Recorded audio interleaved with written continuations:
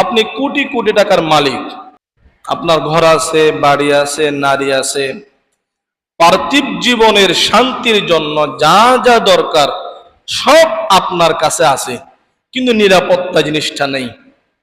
বলুন তো আপনারা, এই মানুষটা কি শান্তিতে আছে নাকি অশান্তির বেড়াজালে আবদ্ধ? অশান্তিতে আছে, সবসময় টেনশন থাকে, কোন সময় না জানি আমার সম্পদের উপর আক্রমণ হয়, আমার জানের উপর আক্রমণ হয়। মানুষ যখন নিরাপত্তাহীনতায় ভুগে তখন সে আর ঈমান, মুহূর্তের মধ্যে ঈমান বিক্রি করে দেয়। নিরাপত্তার অভাবে হাজার হাজার মানুষ দৈনন্দিন ঈমান হারা হচ্ছে, শুধুমাত্র তাদের নিরাপত্তা নেই। এই 3 পার্বত্য এলাকায় নিরাপত্তার অভাবের কারণে শত শত মুসলমান, নিরহ মুসলমান তারা বদ্দিন হয়ে যাচ্ছে। তাদের নিরাপত্তা নেই, জানের নিরাপত্তা নেই, তাদের মালের নিরাপত্তা নেই। এই জন্য রসুল প্রথমে নিরাপত্তার দোয়া করলেন। তিনি নিজে দোয়া করলেন বিষয়টি এমন নয়, সাহাবায়ে কেরামকে শিক্ষা দিলেন। সাহাবায়ে কেরাম তাদের সন্তানকে, তাদের বিবিকে, তাদের বন্ধু বান্ধবকেও এই দোয়া শিক্ষা দিলেন। নিরাপত্তা এমন একটি গুরুত্বপূর্ণ বিষয়, আল্লাহর রসুল এবং ইব্রাহিম নবী এবং স্বয়ং আল্লাহ শিক্ষা দিতেছে, কোনো কিছু চাওয়ার আগে আল্লাহর কাছে কি চাইতে হবে? আপনি আমার কথা বুঝেন নাই? কি চাইতে হবে? নিরাপত্তা চাইতে হবে। আল্লাহর কাছে কি চাইবো? প্রথমে আমরা নিরাপত্তা চাইবো। আমার নিরাপত্তা, আমার ফ্যামিলির নিরাপত্তা, আমার জান এবং আমার মাল, আমার সম্মানের নিরাপত্তা আমি কার কাছে চাইবো? আল্লাহর কাছে চাইবো। আল্লাহর কাছে চাইলে আল্লাহ দিই। তবে কথা মানতে হবে কার? বলেন, কথা মানতে হবে কার? আল্লাহর কথা মানলে আল্লাহ আপনাকে নিরাপত্তা দিবে, আমাদেরকে নিরাপত্তা দিবে। আল্লাহর কথা মানবো না, আল্লাহর বিধানকে যদি আমরা বয়কট করে চলি, কেবল আমার নিরাপত্তা নয়, রাষ্ট্রের নিরাপত্তা হুমকির মধ্যে পড়ে যাবে। আমাদের পূর্বপুরুষ, সর্বকালের সর্বশ্রেষ্ঠ মানব, যিনি আসার আগে সারা পৃথিবীতে অশান্তি, অনাচার, অত্যাচার চেয়ে গেছিল, যার সোনালী যুগের যে ঐতিহাসিক পদক্ষেপের কারণে সারা পৃথিবীতে নিরাপত্তা এবং শান্তি বিরাজমান, তিনি এমনকি নিরাপত্তার পদক্ষেপ গ্রহণ করলেন, যার কারণে তিনি আসার পরে গোটা পৃথিবীটা নিরাপদ ভূমি হয়ে গেল। আমরা তার পদক্ষেপ সমূহ জেনেই সেগুলো যদি আমরা আমল করতে পারি, হয়তো আমরাও আমাদের জীবনে নিরাপত্তা লাভ করতে পারবো। মক্কার এক ক্ষমতাসীন তৎকালীন স্বৈরাচার শাসক আস ইবনে ওয়াইল, তিনি, তাকে পথে দেখা হলো। দেখা হওয়ার সাথে সাথে ব্যবসা করবে নিয়েতে, তোমাকে তোমার ন্যায্য মূল্য পরিশোধ করব, এই কথা বলেই তার সবগুলো ব্যবসায় পণ্য নিয়ে নিল। নিয়ে নেওয়ার পরে যখন সে জবিদি আসাদি তার পণ্যের দাম যখন আসবিকে আমার জিনিসের দাম আমাকে দিয়ে দাও, তখন সে আর দাম দিতে রাজি নয়, সে আর মূল্য দিতে রাজি নয়। দিব পর আসিও, এখন সমস্যা, অনেক বাহানা করে দিতেছে না। ফাস্তাআদ্দা আলাইহিল জাবিদু বিআহলাফি ইক্কাতিদ দামি, তৎকালীন আরেকটি সংগঠন, এই সংগঠনের নাম হলো ইক্কাতুদ দাম। এই সংগঠনের যারা প্রভাবশালী নেতা ছিলেন, আব্দুদ্দার, মাখজুম, সামাহা, সাহাম, এই ধরনের বড় বড় কয়েকজন নেতার কাছে গেলেন। গিয়ে বলতেছে যে, দেখেন, আমি ইয়ামানের বাসিন্দা, আমি এখানে ব্যবসার জন্য আসলাম। আপনাদের এখানকার যিনি বড় নেতা আস, আমার ব্যবসায়িক সব সামান নিয়ে নিয়েছে, আমাকে টাকা দিতেছে না। আপনারা একটু আমাকে সহযোগিতা করেন, আমার বিদেশি মানুষ, মুসাফির মানুষ। তখন তারা সবাই মিলে বলতেছে, আরে কার বিরুদ্ধে মামলা করতেছো, কার বিরুদ্ধে বিচার দিতেছো? তারা তো সহযোগিতা করে নাই, বরং আরো ধমক দিছে, আর একবার যদি আমার নেতার বিরুদ্ধে কথা বলো, এখানে থাকতে পারবে না। আরো অনেক ধরনের কথা বলছে, এগুলো আপনার চেয়ে আপনারা ভালো জানেন।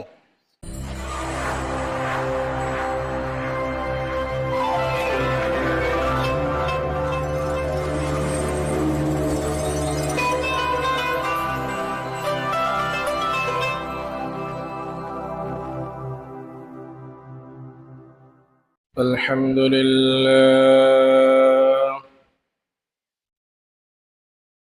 আলহামদুলিল্লাহ নাহমাদুহু ওয়া নাস্তাঈনুহু ওয়া নাস্তাগফিরুহু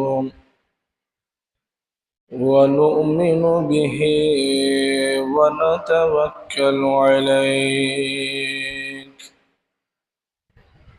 ونعوذ بالله من شرور أنفسنا ومن سيئات أعمالنا من يهده الله فلا مضل له ومن يضلله فلا هادي له ونشهد أن لا إله إلا الله وحده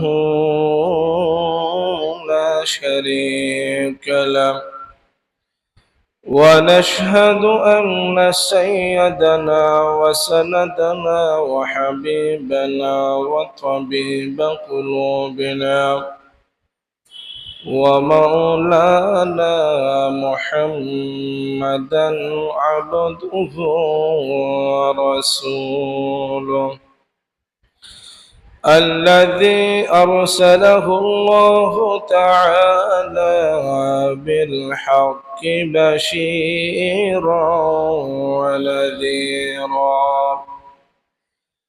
وداعيا إلى الله بإذنه وسراجا منيرا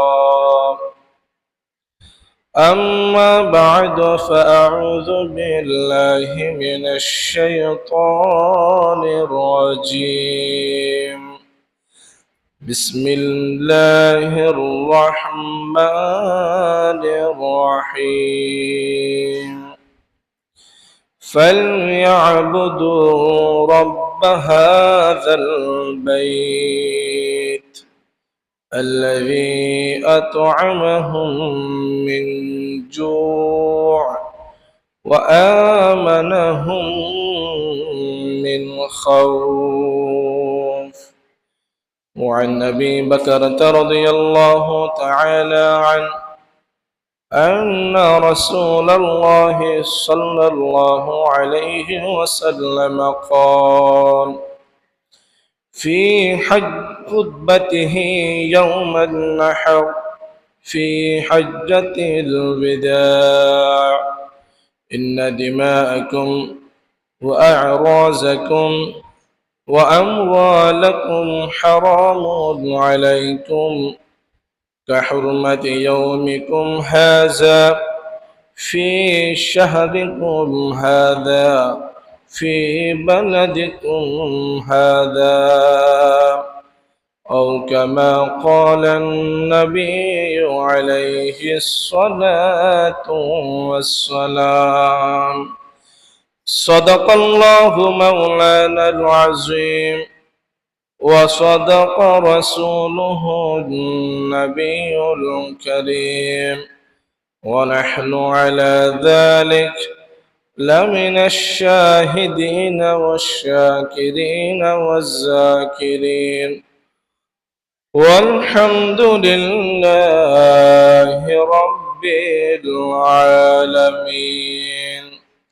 يا رب صل وسلم دائما أبدا على حبيبك خير الخلق كلهم بلغ العلا بكماله كشف الدجى بجماله حسنت جميع خصاله محبت آواز کرے پڑی بلغ العلا كشف الدجى بجماله حسنت جميع خصاله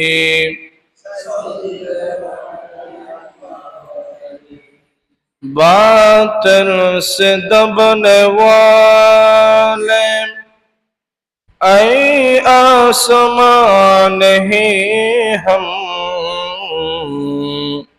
सौ बार कर चुका है, तू इम्तिहान हमारा बलगल उला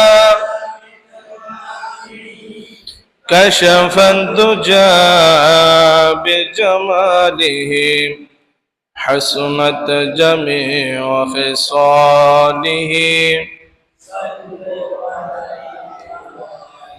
तौहीद की अमानत सीनों में हमारा आसान नहीं मिटाना, नामो निशान हमारा बलगल उला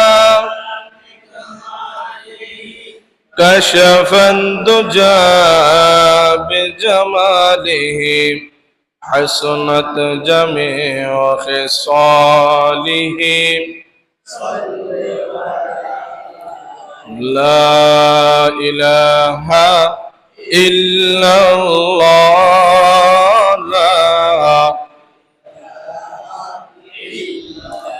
ला इलाहा इल्लल्लाह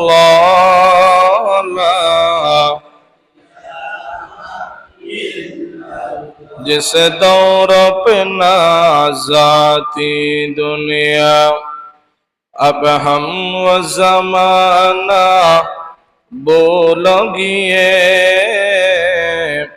औरों की कहानी याद रहा, हम अपना फसाना बोलोगे।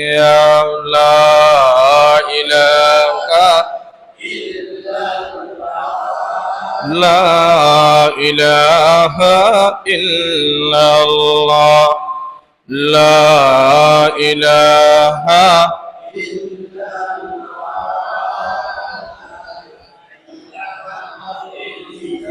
तौहीद में कलमा में नमाजों में अज़ा में, तौहीद में कलमा में नमाजों में अज़ा में है नाम इलाही से मिला नाम मोहम्मद। ला इलाहा इल्लल्लाह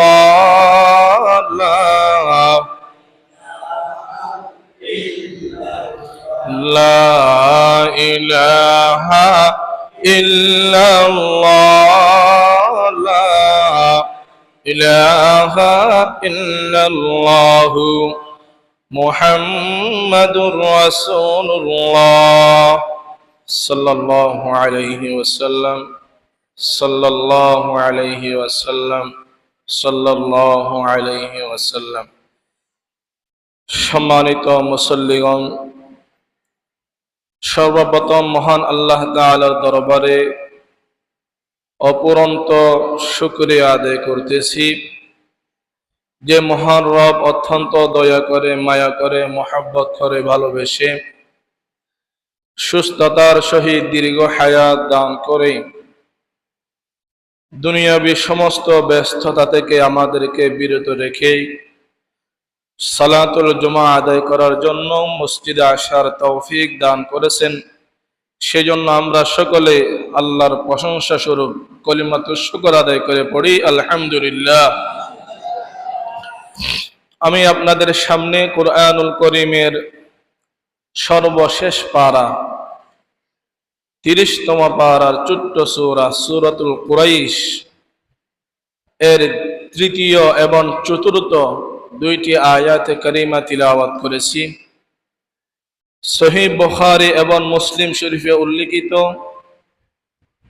হযরত আবু বকর রাদিয়াল্লাহু তাআলা আনহু থেকে বর্ণিত সর্বশ্রেষ্ঠ নবী, মানবতার সর্বশ্রেষ্ঠ মানব, সাইয়্যিদুল মুরসালিন, শফিউল মুজনবিন, খাতিবুন নবিয়্যিন মুহাম্মদুর রাসূলুল্লাহ সাল্লাল্লাহু আলাইহি ওয়াসাল্লামের সেই ঐতিহাসিক ভাষণকে কেন্দ্র করে বিদায়ী হজের বিদায়ী ভাষণ, এই সম্মিলিত সংক্ষিপ্ত হাদিস আমি আপনাদের সামনে উপস্থাপন করেছি। আল্লাহ পাক রব্বুল আলামিন তৌফিক দান করলে তিলাওয়াতকৃত আয়াত এবং পঠিত হাদিসকে সামনে রেখে নিরাপত্তার গুরুত্ব ও প্রয়োজনীয় পদক্ষেপ নিয়ে আপনাদের সামনে সংক্ষিপ্ত আলোচনা করব। আল্লাহ পাক রব্বুল আলামিন জাতির উপকার হয়, উম্মতের উপকার হয় এমন কিছু কথা ইখলাসের সমন্বয়ে আমার জবান থেকে বাহির করার, আপনারা যারা শুনবেন প্রত্যেককে মানান এবং আমল নিয়ত শোনার তৌফিক দান করুন, আমিন। প্রশ্ন আসে, হঠাৎ এমন একটি বিষয় নিয়ে আপনি আলোচনা করতেছেন কি জন্য? আলোচনা কি জন্য করতেছি এটার উত্তর আপনাদের প্রত্যেকের জানা আছে। প্রিয় ভূমিতে এখন সবচাইতে যে জিনিসটার অভাব, সেটা হলো মানুষের জান মাল এর নিরাপত্তার অভাব। ভুল বললাম নাকি? আমি আপনাদের নীরবতায় বোঝাই আমি ভুল বলতেছি। আমি কি ভুল বলেছি? একটু জবান খুলে বলতে হবে, আমি ঠিক বললাম না বেঠিক বললাম? জি, আজকে কথা বলবেন, চুপ থাকতে পারবেন না। অনেকদিন ঘুমাইয়ে ঘুমাইয়ে আলোচনা শুনছেন, আজকে জেগে থেকে আলোচনা শুনবেন।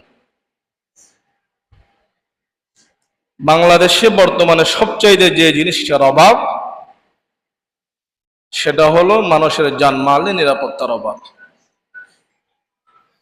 এই জন্য আমি অন্য কোনো ফজিলতের বিষয় না নিয়ে নিরাপত্তার গুরুত্ব এবং প্রয়োজনীয় পদক্ষেপ নিয়ে আপনাদের সামনে আলোচনা করার নিয়ত করেছি। যতটুকু পারি আপনাদের সামনে এর গুরুত্ব এবং পদক্ষেপ সমূহ নিয়ে আলোচনা করব। আল্লাহ তাআলা আমাকে সৎ এবং সত্য কথাগুলো সাহসিকতার সহিত উচ্চারণ করার তৌফিক দান করুন। মানব জাতিকে আল্লাহ তাআলা যে নিয়ামত গুলো দান করেছেন, যত নিয়ামত দিয়েছে, এর মধ্যে সবচাইতে গুরুত্বপূর্ণ নিয়ামতটির নাম আল আমনু, নিরাপত্তার নিয়ামত। নিরাপত্তা আল্লাহ প্রদত্ত বড় নিয়ামত। নিরাপত্তা নাই, আপনার অর্থ সম্পদ ক্ষমতার চারানা মূল্য নেই। আপনার সবকিছু আছে, আপনি কোটি কোটি টাকার মালিক, আপনার ঘর আছে, বাড়ি আছে, নারী আছে, পার্থিব জীবনের শান্তির জন্য যা যা দরকার সব আপনার কাছে আছে, কিন্তু নিরাপত্তা জিনিসটা নেই। বলুন তো আপনারা, এই মানুষটা কি শান্তিতে আছে নাকি অশান্তির বেড়াজালে আবদ্ধ? অশান্তিতে আছে, সবসময় টেনশন থাকে, কোন সময় না জানি আমার সম্পদের উপর আক্রমণ হয়, আমার জানের উপর আক্রমণ হয়। এজন্য সম্পদ, ধন এগুলো আগে, নিরাপত্তা বাস্তবায়ন করা একান্ত জরুরি। এবং আমরা যদি লক্ষ্য করি, আল্লাহ পাক রব্বুল আলামিন আমাদেরকে যে জায়গায় জায়গায় আদেশ করেছেন, ও ইবাদুল্লাহ, আল্লাহর ইবাদত করো, আল্লাহর কথা মেনে চলো। আল্লাহ এই দাবি এমনি এমনি করে নাই, তিনি আমাদের উপর উপকার করতেছেন, আমাদেরকে বিশাল বড় নিয়ামত দিছেন। সবচাইতে যে নিয়ামত, বড় নিয়ামত, নিরাপত্তার নিয়ামত তিনি আমাদেরকে দিছেন বিদায় একাধিক জায়গায় আল্লাহ বলেন, সেই রবের কথা মানো যিনি তোমাদেরকে সার্বক্ষণিক নিরাপত্তা দান করেন। তিনি তার কথা এমনি মানতে বলে নাই, আমি যেহেতু তোমাদের জান মাল সব কিছুর নিরাপত্তা দিই, অতএব আমার কথা তোমাদের মানতে হবে। আল্লাহ এমনি অযৌক্তিক দাবি করে নেই। বলে এর কথার প্রমাণ আপনারা তো চাইবেন, আমার কাছে প্রমাণ। সূরা কুরাইশ কম বেশি সবাই জানেন। লিইলাফি কুরাইশ إيلافهم رحلة الشتاء والصيف فليعبدوا رب هذا البيت الذي أطعمهم من جوع وآمنهم من خوف।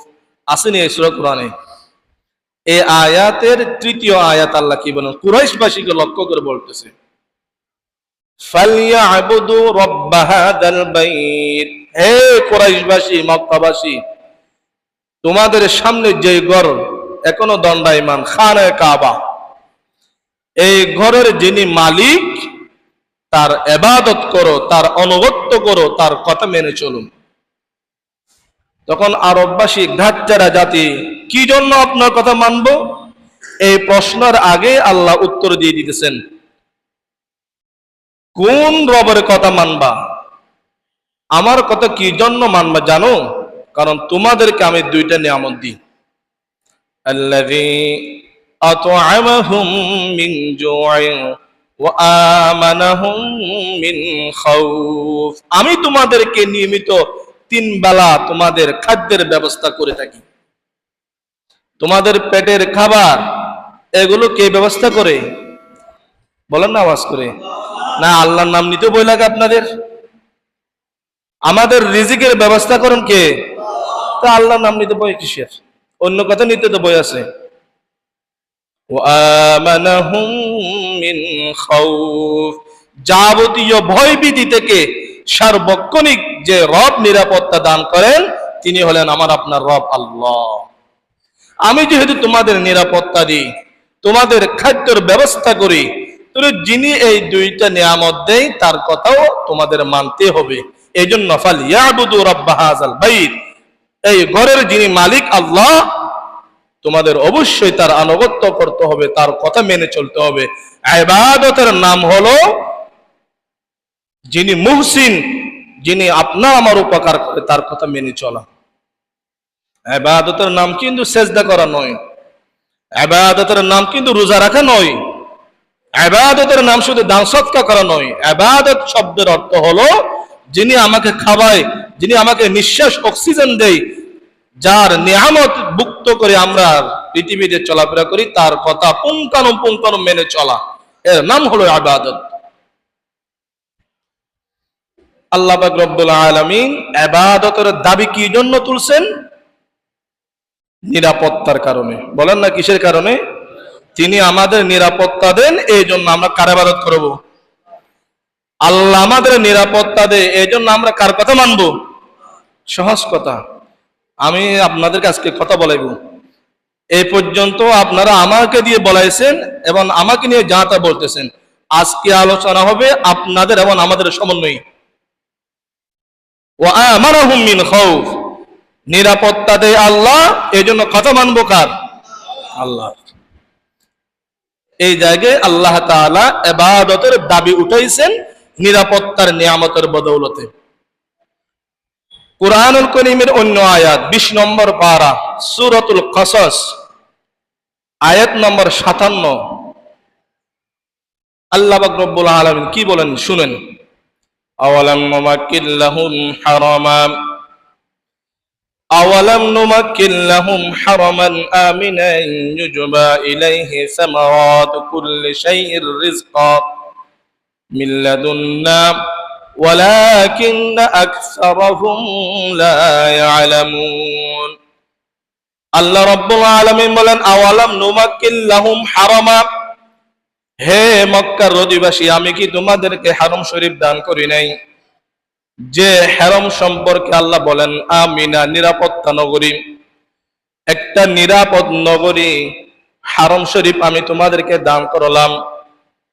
ইউজবা ইলাইহি সামারাতু কুল্লি শাইইর রিজকাম মিন লাদুন্না, যে হারম শরীফ এমন এক জায়গার মধ্যে অবস্থিত, অনর্বর জায়গা, কোন ধরনের ক্ষেত ফসল সেখানে উৎপাদিত হয় না, ফল ফসল উৎপাদিত হয় না, কিন্তু 12 মৌসুমের যত ফল সব আমি তোমাদের জন্য এখানে পাঠিয়ে দিই। এখানে কোনো ফসল উৎপাদিত হয় না, সে হারমে, হারমের আশেপাশে, কিন্তু এই হারমে বছরে কোনো দিন একটা ফুরুটের অভাব সেখানে হয় না। এতগুলো ফুরুটের ব্যবস্থা কে করে? আল্লাহ, যিনি নিরাপত্তায় আপনাদের এখানে বসবাসের ব্যবস্থা করে দিলেন। নিরাপদ নগরী যিনি দান করেছেন, রিজিকও সেই আল্লাহ তোমাদেরকে দান করতেছেন। আল্লাহ তাআলা হারমকে নিরাপদ নগরী হিসেবে ঘোষণা করেছেন। এমন নিরাপদ নগরী, সূরা আলে ইমরান 57 নং আয়াত আল্লাহ বলেন, ওয়ামান দাখালাহু কানা আমিনা, যারা হারমে প্রবেশ করবে তারা যাবতীয় ষড়যন্ত্র থেকে, ভয় ভীতি থেকে নিরাপদ। এই মক্কা নগরীকে নিয়ে আল্লাহ তাআলা কেমন নিরাপদ নগরী বানাইছে, সূরাতুন নাহল 14তম পারা 19 নম্বর পৃষ্ঠার প্রথম আয়াত 112 নং আয়াত আল্লাহ বলেন, ওয়াদারাবাল্লাহু মাসালান ক্বরিয়া, হে দুনিয়ার মানুষ, তোমাদের সামনে একটা নিরাপদ নগরীর দৃষ্টান্ত উপস্থাপন করতেছি। সেই নিরাপদ নগরীর নাম হলো মক্কা। কানাত ক্বরিয়াতান আমিনাতাম মুতমাইন্না, আমিনাতাম মুতমাইন্না, নিরাপদ নগরী, এবং যারা বসবাস করে তারা নিরাপদেই সেখানে বসবাস করে। ইয়াতিহা রিজকুহা রাগাদা, অন্য জায়গার চাইতে মক্কাতে আল্লাহ রিজিকের হার একটু বাড়িয়ে দিয়েছে। মিন কুল্লি মাকানিন, পৃথিবীর সব জায়গা থেকে সেখানে রিজিকের আসে। কোথায়? মক্কা নগরীতে।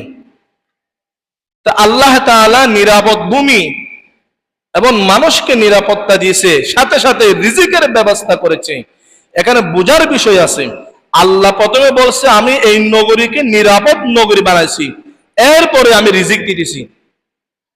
তো রিজিক আগে নাকি নিরাপত্তা আগে? কথা বলবেন না?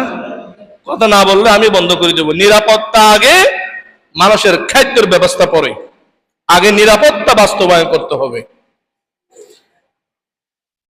ফাকাফারাত বিআনউমিল্লাহি, আল্লাহ মক্কার অধিবাসীদেরকে নিরাপত্তা দিলেন, রিজিকের ব্যবস্থা করলেন, এরপর দাবি উঠাইলেন আমার কথা মানো, আমার কথা মানো, 5 ওয়াক্ত নামাজ পড়বা, অন্যায় কোনো কাজ করতে পারবে না, মদ খাইতে পারবে না, গাঁজা খাইতে পারবে না, নেশা করতে পারবে না, চুরি ডাকাতি করতে পারবে না, ঘুষের লেনদেন করতে পারবে না, সুদের ব্যবসা পরিহার করতে হবে। যা যা দাবি কোরআনে আছে কি এগুলো আল্লাহ উঠাইছে। কিন্তু মক্কা নগরী মানুষ ফাকাফারাত বিআনউমিল্লাহ, নিরাপদ নগরীতে বসবাস করে আল্লাহর সমস্ত নিয়ামত ভোগ করে আল্লাহর কোনো কথা তারা মানতে রাজি না, সবগুলো নিয়ামত অস্বীকার করতেছে। যখন আল্লাহর বিধান মানতেছে না, ফাযাকাহাল্লাহু লিবাসাল জুই, সর্বপ্রথম আল্লাহ তাআলা খাদ্যের সংকটের মধ্যে ফেলে মক্কাবাসীকে শাস্তি দিয়েছে।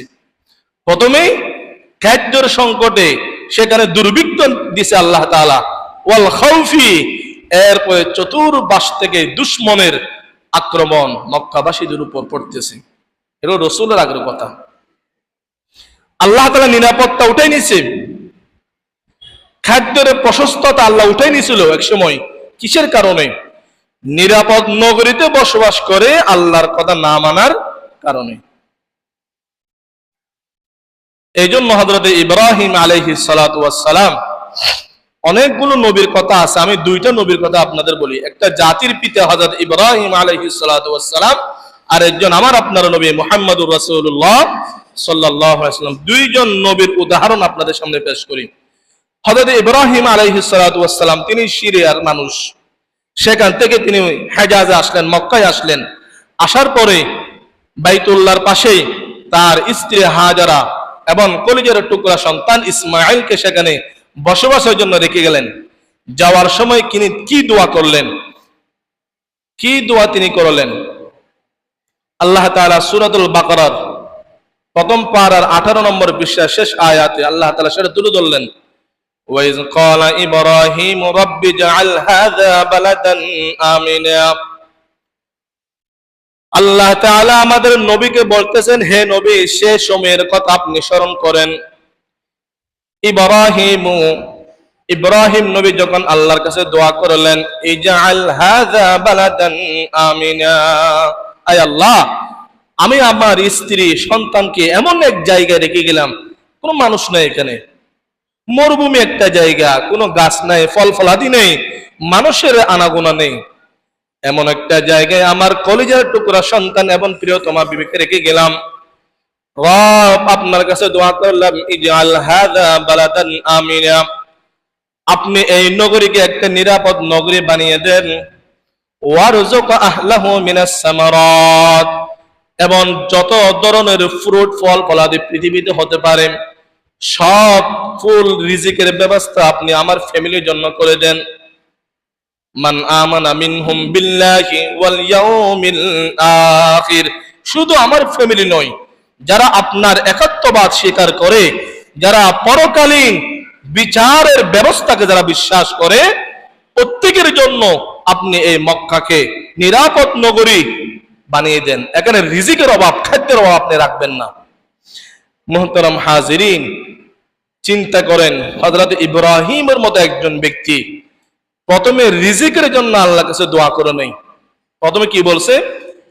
বালাদান আমিনা, একটা নিরাপদ নগরী দেন। প্রথমে আমাদেরকে নিরাপত্তা দেন, আমার জানের নিরাপত্তা দেন, আমার ফ্যামিলি, আমার সন্তানদের নিরাপত্তার ব্যবস্থা করেন, এরপরে খাদ্যের ব্যবস্থা করিয়েন। ইজআল হাযা বালাদান আমিনা, ইব্রাহিম নবী সর্বপ্রথম নিরাপত্তার জন্য আল্লাহর কাছে দোয়া করলেন। সর্বপ্রথম নিরাপত্তার জন্য দোয়া করলেন। এই ইব্রাহিমের দোয়ার বরকতে আজও মক্কা নগরীতে নিরাপদ, সবাই নিরাপদ।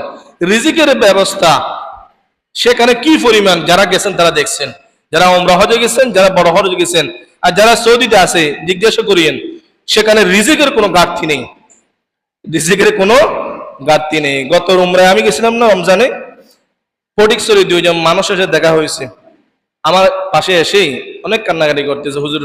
বললাম কি সমস্যা বলেন? 10 দিন, আজকে 10 দিন না খেয়ে আসি। ওপর থেকে আসলো, তো না খেয়ে আসেন কি জন্য? আপনি এখানে থাকেন, হেরামও থাকেন। আরে এখানে যারা ডুববে এদের রিজিকের ব্যবস্থার দায়িত্ব কার হাতে? আল্লাহর হাতে। বলো হুজুর বেঁচে আসি তো এখানকার রিজিক খেয়ে।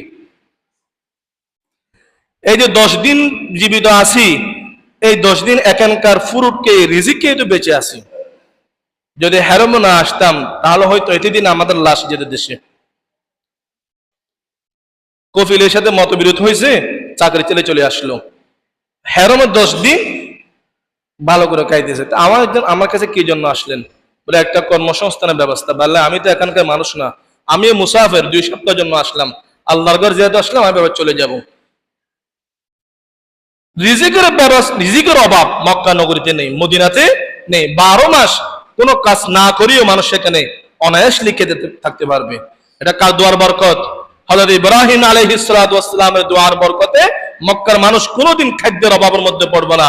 নবী মুহাম্মদুর রাসূলুল্লাহ সাল্লাল্লাহু আলাইহি ওয়াসাল্লামের দোয়ার বরকতে মদিনার বাসী কোনোদিন রিজিকের অভাবের মধ্যে পড়বে না। আমি সেদিকে যাব না। নিরাপত্তার জন্য ইব্রাহিম নবী দোয়া করলেন। আমাদের রাসূলও সর্বপ্রথম নিরাপত্তার জন্য আল্লাহর কাছে দোয়া করলেন। তিরমিজির হাদিস, তালহা ইবনে উবাইদুল্লাহ রাদিয়াল্লাহু তাআলা আনহু বলেন, আন্না রাসূলুল্লাহ সাল্লাল্লাহু আলাইহি ওয়াসাল্লাম ইযা রাআল হিলালা ক্বালা আল্লাহুম্মা আহিল্লাহু আলাইনা বিল আমনি ওয়াল ঈমান ওয়াস সালামাতি ওয়াল ইসলাম রাব্বি ওয়া রাব্বুকাল্লাহ। আরবি মাসে চাঁদ উদিত হয় না? চাঁদ উদিত হয় না? যখন চাঁদ উদিত হয়, নবী সাল্লাল্লাহু আলাইহি ওয়াসাল্লাম তিনি চাঁদ দেখার সাথে সাথে এই দোয়া পড়তেন, আল্লাহুম্মা আহিল্লাহু আলাইনা বিল আমনি ওয়াল ঈমান। আয় রব্বুল আলামিন, যে চাঁদ আপনি আমাদেরকে দান করেছেন, যে চাঁদ এখন উদিত হচ্ছে, এই চাঁদকে আপনি নিরাপদ বানিয়ে দেন, এই মাসকে আপনি নিরাপদ মাস বানিয়ে দেন, নিরাপদ মাস বানিয়ে দেন। ওয়াল ঈমান, এই মাসটাকে ঈমানওয়ালা মাস বানিয়ে দেন, অর্থাৎ এই মাসে যেন আমি ঈমান নিয়ে বসবাস করতে পারি। ওয়াস সালামাতি ওয়াল ইসলাম, এই মাসের মধ্যে আমাদেরকে শান্তি দান করেন। ওয়াল ইসলাম, ইসলামের জয়লাভ দান করেন। রাব্বি ওয়া রাব্বুকাল্লাহ, হে চাঁদ তোমার রব আর আমার রব একজন, তিনি কে? আল্লাহ। কি রাসূল প্রথমে চাঁদ দেখার সাথে সাথে দোয়া করলেন, আল্লাহুম্মা আহিল্লাহু আলাইনা বিল আমনি, হে আল্লাহ এই চাঁদকে অর্থাৎ এই মাসকে আপনি আমাদের জন্য নিরাপদ মাস বানিয়ে দেন। রাসূলও প্রথমে নিরাপত্তার দোয়া করলেন, এরপরে বলতেছে ওয়াল ঈমান, ঈমান টিকে থাকবে আপনার নিরাপত্তা থাকলে। মানুষ যখন নিরাপত্তাহীনতায় ভোগে তখন সে আর ঈমান মুহূর্তের মধ্যে ঈমান বিক্রি করে দেয়। নিরাপত্তার অভাবে হাজার হাজার মানুষ দৈনন্দিন ঈমান হারা হচ্ছে, শুধুমাত্র তাদের নিরাপত্তা নেই। কোথায় নিরাপত্তা নেই? রাষ্ট্রপ্রধান কিছুদিন আগে বলছে, জায়গার নাম সহ বলছে আপনাদেরকে,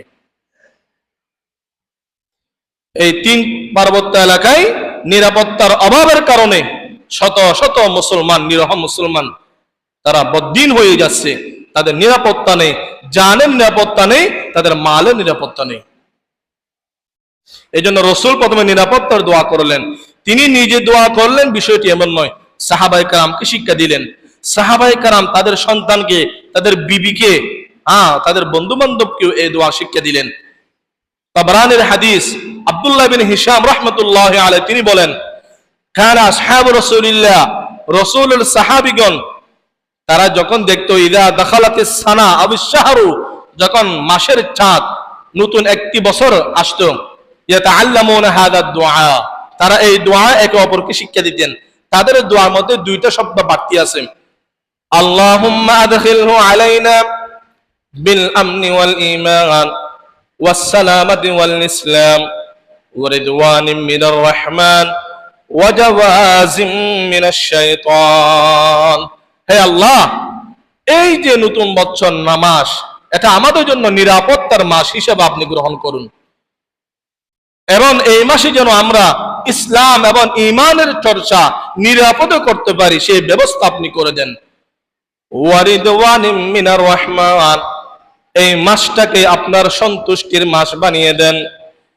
এই মাসে যেন আমরা বেশি বেশি আপনার কথা মেনে চলতে পারি, আপনারকে খুশি করতে পারি, বেশি বেশি ইবাদত করে যেন আপনার মন জয়লাভ করতে পারি, এরকম একটা নিরাপদ মাস বানিয়ে দেন। এটা আনন্দের মাস বানিয়ে দেন, শোকাহতের মাস বানিয়েন না আল্লাহ। কোন মানুষের রক্ত জমির মধ্যে ফেলে শোকাহত মাস বানিয়েন না, নিরাপদ মাস বানিয়ে দেন। ওয়া জাওয়াজিম মিনাশ শাইতান, এই মাসের মধ্যে যেন কোনো কুচক্রী মহল, কোন শয়তান যেন আমাদেরকে পথভ্রষ্ট করতে না পারে। শয়তান সহ যাবতীয় কুচক্রী মহলের ষড়যন্ত্র থেকে আল্লাহ আপনি আমাদের হেফাজত করুন। সাহাবায়ে কেরাম এভাবে দোয়া পাঠ করতেন। মুহতারাম হাজিরিন, বুঝাইতেছিলাম নিরাপত্তা এমন একটি গুরুত্বপূর্ণ বিষয়, আল্লাহর রাসূল এবং ইব্রাহিম নবী এবং স্বয়ং আল্লাহ শিক্ষা দিতেছে, কোনো কিছু চাওয়ার আগে আল্লাহর কাছে কি চাইতে হবে? আপনি আমার কথা বুঝেন নাই? কি চাইতে হবে? নিরাপত্তা চাইতে হবে। বলছিলাম না আজকে ঘুমাইতে পারবেন না, কথা বলবেন। আল্লাহর কাছে কি চাইবো? প্রথমে আমরা নিরাপত্তা চাইবো, আমার নিরাপত্তা, আমার ফ্যামিলির নিরাপত্তা, আমার জান এবং আমার মাল, আমার সম্মানের নিরাপত্তা আমি কার কাছে চাইবো? আল্লাহর কাছে চাইবো। আল্লাহর কাছে চাইলে আল্লাহ দিই, তবে কথা মানতে হবে কার? বলেন, কথা মানতে হবে কার?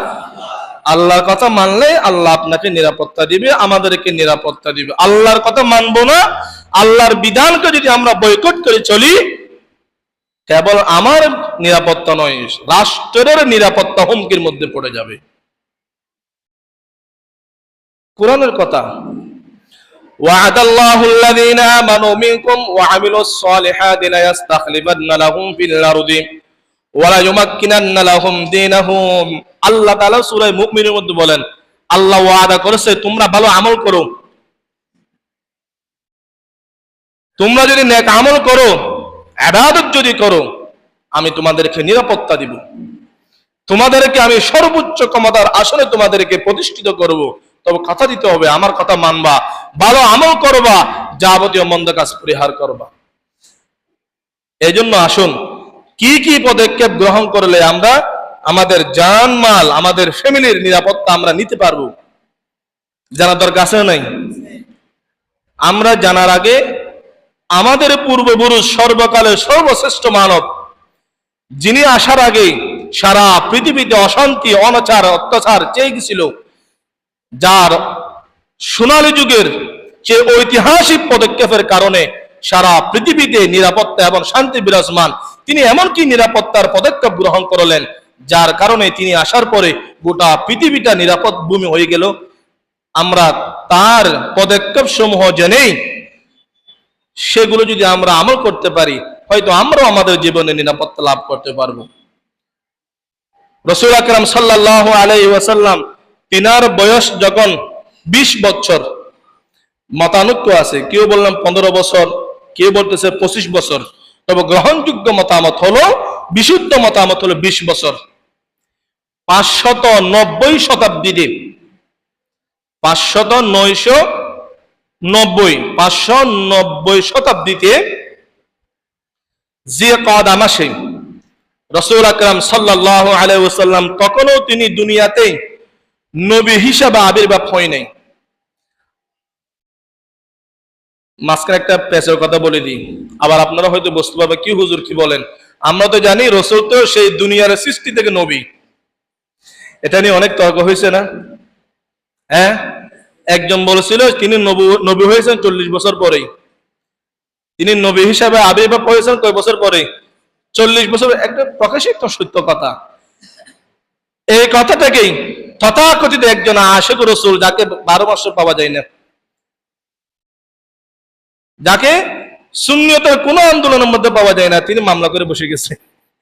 আসলে নবী হিসাবে দুনিয়াতে আবির্ভাব ঘটেছে 40 বছর পূর্ণ হওয়ার পরে। হ্যাঁ, যে সময় আল্লাহ তাআলা আদম নবীকে সৃষ্টি করলেন, সেই সময় থেকে সিদ্ধান্ত হলো মুহাম্মদ রাসূলুল্লাহ সাল্লাল্লাহু আলাইহি ওয়াসাল্লাম আখিরি নবী, তিনি নবী হিসাবে দুনিয়াতে প্রেরণ হবেন। তিনি তো সে আগে থেকেই নবী, তবে পৃথিবীর মানুষের কাছে তিনি নবী হিসাবে আবির্ভাব হলেন কখন? 40 বছর বয়স পার হয়। এই সামান্য কথাটা বুঝে না, আসলে বুঝে না, বুঝেই মতানৈক্যের পার্থক্যের কারণে হিংসার বশীভূত হয়ে একজন বিজ্ঞ আলেমের বিরুদ্ধে মামলা করেছে। এটা নিতান্ত হিংসা ছাড়া কিছু নয়। এই জিনিসটা আপনারাও জানেন। নবী দুনিয়াতে নবী হিসাবে আবির্ভাব হয়েছে কত বছর বয়সে? উনি যদি এর আগে থেকে নবী এ কথা যদি তার চাচা আবু লাহাব জানতো, বাঁচায় রাখতো? বলেন, জীবিত রাখতো? যাক, আমি অন্য প্রসঙ্গে যাব না। নবী হিসাবে তিনি আবির্ভাব হয়েছে তার 40 বছর পরে, এর 20 বছর আগে। এটা আমি কি জন্য বললাম? নবীর জন্ম 570 শতাব্দীতে, 590 হলে ওনার বয়স কত হয়? 20 বছর। 20 বছর বয়সে আল্লাহর রসুল তৎকালীন মক্কা এবং কুরাইশের বড় বড় যারা প্রভাবশালী নেতা, ধনাঢ্য ব্যক্তি, তাদেরকে নিয়ে একটি শান্তি সংঘ প্রতিষ্ঠিত করেন। সেই শান্তি সংঘ প্রতিষ্ঠানের নাম কি বলেন? হিলফুল ফুজুল। বাংলাতে হিলফুল ফুজুল বলে, এটা আসলে আরবি শব্দ হালাফুল ফুজুলি। হিলফুন এটা আরবিতে কি? হালাফ। হালাফ অর্থ শপথ নেওয়া। আমাদের দেশে এমপি মন্ত্রীরা যখন নির্বাচিত হয় শপথ নেই না, এটাকে আরবিতে বলা হয় কি? হালাফ, শপথ নেওয়া। আল ফুজুল ফজিলাতুনের বহুবচন, নিয়ে শান্তির শপথ নেওয়া। কেন এই সংগঠন প্রতিষ্ঠিত হলো? কেন তৎকালীন মক্কার নেতারা সবাই মিলে, বিশেষ করে এই সংগঠন প্রতিষ্ঠিত হওয়ার পিছনে যার অবদান অনিষ্কার্য সবচেয়ে বেশি, তিনি হলেন আমার আপনার নবী মুহাম্মদুর রাসূলুল্লাহ। কেন এই সংগঠন হলো? এর পিছনের কারণ কি? অনেকগুলি কারণ আছে। তার মধ্যে একটি কারণ হলো ইয়ামানের একজন ব্যবসায়ী আসাদি, ইনি হলেন জাবিদ গোত্রের মানুষ। ইনি ব্যবসার জন্য কিছু অল্প সংখ্যক মাল নিয়ে মক্কার মধ্যে আসলেন। কারণ তিনি আগে থেকে জানে মক্কা একটা নিরাপদ নগরী, এখানে মানুষ শান্তিতে নিরাপদে বসবাস করতে পারবে। তিনি সেই জন্য নিরাপদে বসবাস করার জন্য, সাথে তার আরেকটা উদ্দেশ্য আছে, সেটা হলো ব্যবসার কাজ সেরে তিনি আল্লাহর ঘর জিয়ারত করবেন, পবিত্র উমরা করবেন। এই নিয়তেই তিনি মক্কায় গেলেন। মক্কা যাওয়ার পরে মক্কার এক ক্ষমতাসীন তৎকালীন স্বৈরাচার শাসক আসিব ইবনে ওয়াইল, তিনি তাকে পথে দেখা হলো। দেখা হওয়ার সাথে সাথে ব্যবসা করবে নিয়েতে, তোমাকে তোমার ন্যায্য মূল্য পরিশোধ করব এই কথা বলেই তার সবগুলো ব্যবসায় পণ্য নিয়ে নিল। নিয়ে নেওয়ার পরে সকল সে জবিদি আসাদি তার পণ্যের দাম যখন আসবিকে আমার জিনিসের দাম আমাকে দিয়ে দাও, তখন সে আর দাম দিতে রাজি নয়, সে আর মূল্য দিতে রাজি নয়। দিব পর আসিও, এখন সমস্যা, অনেক বাহানা করে দিতেছে না। ফাস্তাআদ্দা আলাইহিল জাবিদু বিআহলাফি ইক্কাতিদ দামি, তৎকালীন আরেকটি সংগঠন, এই সংগঠনের নাম হলো ইক্কাতুদ দাম। এই সংগঠনের যারা প্রভাবশালী নেতা ছিলেন আব্দুদ্দার, মাখজুম, সামাহা, সাহাম, এই ধরনের বড় বড় কয়েকজন নেতার কাছে গেলেন। গিয়ে বলতেছে যে দেখেন, আমি ইয়ামানের বাসিন্দা, আমি এখানে ব্যবসার জন্য আসলাম। আপনাদের এখানকার যিনি বড় নেতা আস আমার ব্যবসায়িক সব সামান নিয়ে নিয়েছে, আমাকে টাকা দিতেছে না। আপনারা একটু আমাকে সহযোগিতা করেন, আমার বিদেশি মানুষ, মুসাফির মানুষ। তখন তারা সবাই মিলে বলতেছে, আরে কার বিরুদ্ধে মামলা করতেছো, কার বিরুদ্ধে বিচার দিতেছো? তারা তো সহযোগিতা করে নাই, বরং আরো ধমক দিছে, আর একবার যদি আমার নেতার বিরুদ্ধে কথা বলো এখানে থাকতে পারবে না। আরো অনেক ধরনের কথা বলছে, এগুলো আপনার চেয়ে আপনারা ভালো জানেন। শেষ পর্যন্ত তাকে সহযোগিতা করে নাই। এরপরেই সেই ইয়ামানের বাসিন্দা জবিদি, তিনি পরের দিন যখন ফজরের নামাজ পড়ে জাবাল আবি কুবাইস, সে পাহাড়ে তিনি উঠলেন। উঠে বলতেছে, ইয়া আলার রিজালি মাজলুমুন বিবজাআতিহি, ইয়া আলার রিজালি মাজলুমুন বিবজাআতিহি, হে মক্কার বাসিন্দা, হে লার রিজাল, এটা মুস্তাগাস, মুস্তাগাস সাহায্য চাইতেছে, হে মক্কার বাসিন্দা মানুষ, আমি এক বিদেশি মানুষ, তোমাদের কাছে সহযোগিতা, এখানে 10টা শেয়ার আছে, বলার সময় নেই। তিনি তার আবেগ ভরা কণ্ঠ নিয়ে বললেন, আমি একটা নিরাপদ নগরী বিশ্বাস করে যেখানে আল্লাহর ঘর আছে, আমি সেখানে ব্যবসার জন্য আসলাম। আস বিন ওয়াইল আমার সব মাল নিয়ে নিল, আমাকে টাকা পরিশোধ করতেছে না। লা হারামা, লা হারামা লিসাউবিল ফাজিলিল গাদিরি, গাদ্দার মুনাফিকদের কোনো সম্মান নেই। ইন্নাল হারামা লিমান তাম্মাত কারামাতুহু, যারা ওয়াদা পালন করে, যারা কথা দিয়ে কথা রাখে, সম্মান তো তাদেরই। তোমরা যদি মক্কার মধ্যে থেকেও ওয়াদা পালন না করো, তোমাদের কোনো সম্মান নেই। এই কথা শোনার সাথে সাথে জুবাইর বিন আব্দুল মুত্তালিব, রাসূলের চাচা, তিনি দাঁড়িয়ে গেলেন। দাঁড়িয়ে বলতেছে, এই সমাজের মানুষ, তোমরা কি আসিফ বিন ওয়াইলের জুলুম অত্যাচারের বিরুদ্ধে একত্রিত হতে পারবে না? তখন তারা সবাই মিলে 5টি গোত্র, বনু হাশিম, বনু আব্দুল মুত্তালিব, বনু আসাদ, বনু জুহরা, বনু তাইম, 5টি গোত্রের নেতাদেরকে আল্লাহ রাসূল ডাকলেন। আব্দুল্লাহ ইবনে জাদআনের বাড়ির মধ্যে বৈঠক হলো। তারা সবাই ঐক্যবদ্ধ হলেন, আজ থেকে আমরা জালিমের বিরুদ্ধে, মজলুমের পক্ষে শান্তি শৃঙ্খলা প্রতিষ্ঠায় আমরা ঐক্যবদ্ধ হলাম। তারা সবাই শপথ করলেন এবং ঐক্যবদ্ধ হয়ে আসিফ ইবনে ওয়াইল কাছে গিয়ে তাকে চাপ প্রয়োগ করলেন। কূটনৈতিক ভাবে হোক, যেভাবে চাপ করা প্রয়োজন সেভাবে চাপ প্রয়োগ করে সেই পাওনাদারের পাওনা পরিশোধ করে দিলেন। মুহতারাম হাজিরিন, এখানে রাসূল একজন টকবকে যুবক, সে একজনের হুঙ্কারে, তার একজন যুবকের নেতৃত্বে গোটা মক্কাবাসীকে একটি ন্যায়ের পক্ষে সংঘবদ্ধ করে পুরা মক্কার মধ্যে শান্তি শৃঙ্খলা তিনি চিনিয়ে আনলেন। এই জন্য অনেক সময় বলা হয় নিরাপত্তার জন্য বেশি মানুষের প্রয়োজন নয়, একজন মানুষ দাঁড়াইলেই সবাই নিরাপত্তা হয়ে যায়। আমি লম্বা কথা বলবো না, তবে আপনাদের একটুটুকু বলি, নিরাপত্তার জন্য আমরা প্রত্যেকেই নিজ নিজ জায়গা থেকে আমরা পদক্ষেপ গ্রহণ করব। আমরা সবাই মিলে, আমরা সমাজের মানুষ, আমরা সবাই মিলে একসাথে কিভাবে আমার ফ্যামিলিটা, আমার সমাজটা, আমার ইউনিয়ন, আমার রাষ্ট্র কিভাবে নিরাপদ থাকে, প্রত্যেককে নিজ নিজ জায়গা থেকে সে পদক্ষেপ গ্রহণ করতে হবে। আমরা অন্যায়ের পক্ষে নই, আমরা আবার ন্যায়ের বিরুদ্ধে নই। আমরা অন্যায়ের পক্ষে নই, ন্যায়ের বিরুদ্ধে নই, তবে আমরা শান্তি চাই, শৃঙ্খলা চাই। যারা অন্যায় করবে, যারা নৃশংসতা সৃষ্টি করবে, আমরা তাদেরকে প্রতিরোধ করতে যে কোনো পদক্ষেপ গ্রহণ করতে আমরা রাজি আছি। মুহতারাম হাজিরিন, আমি আপনাদেরকে 1 মিনিট কথা বলে, আমার আলোচনার টাইম শেষ, 1 মিনিট একটি কথা বলে শেষ করি। আমি মোহাম্মদ খুবাইব, আমার বয়স এখন 30 রানিং বয়স।